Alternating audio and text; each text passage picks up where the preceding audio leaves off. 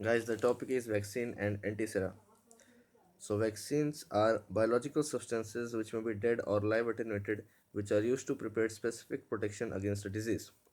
Vaccines can be prepared from live attenuated microorganisms, killed microorganisms, toxoid, or a combination of them, which is called a mixed vaccine. So, the differences between live attenuated and killed vaccine will be summarized by me below. So, live attenuated vaccines are usually single dose is sufficient, but in case of killed vaccine, repeated doses are required for efficiency. In case of live attenuated vaccines, they produce long lasting immunity, in contrast to killed vaccine, which produces only short term immunity.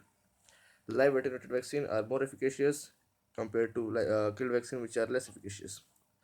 Live attenuated vaccines are less stable at room temperature and require proper storage. In contrast, killed vaccines are more stable at room temperature.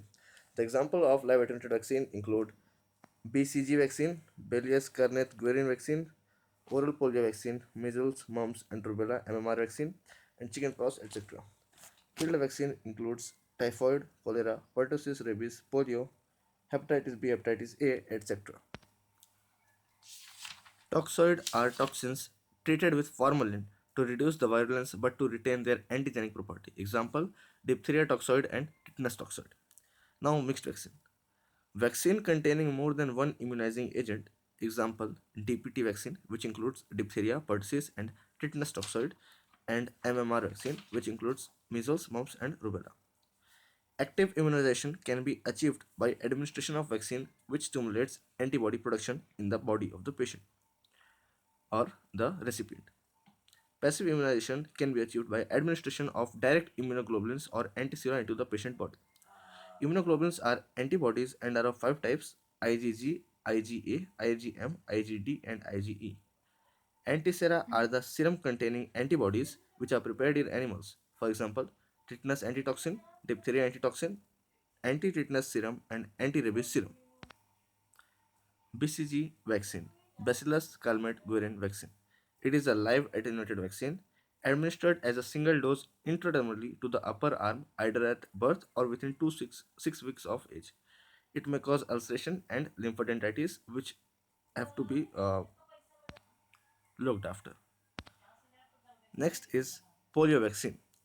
Oral polio vaccine, which is called as Sabin, prepared from live attenuated virus.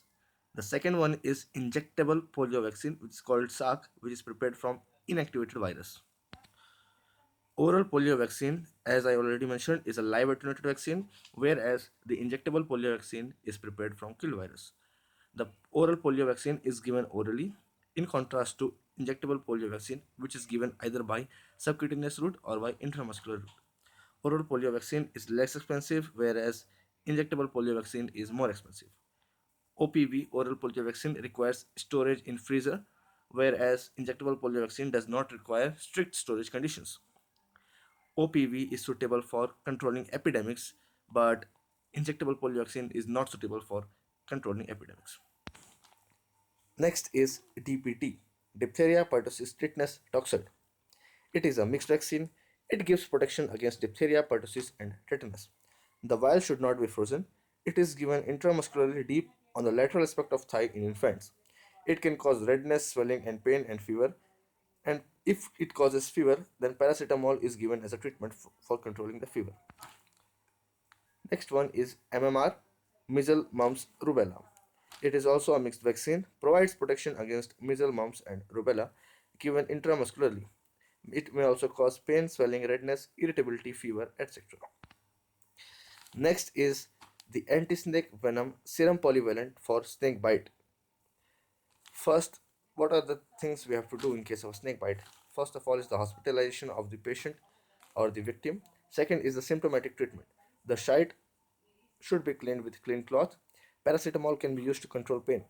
Patient should also be given tetanus toxoid, the immolation of the bitten limb area with a sling or splint to prevent the spread of venom from the bitten area. Next thing would be to monitor the vitals, that is the blood pressure, heart rate, urine output, and the respiratory rate. Next is the establishment of an IV line in case of suspected venomous snake bite.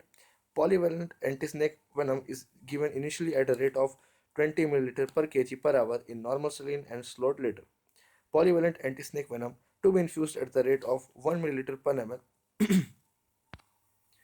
1 milliliter neutralizes 0.6 milligram of cobra venom or Russell Viper's venom.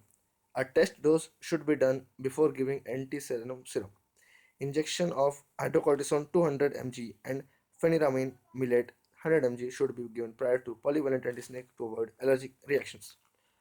Prophylactic antibiotic can be used to prevent infections. The blood transfusions or packed cells can be given if necessary, and especially in case of viper bite, which causes coagulation. Intravenous neostigmine is given in case of cobra bite to reverse neuromuscular block.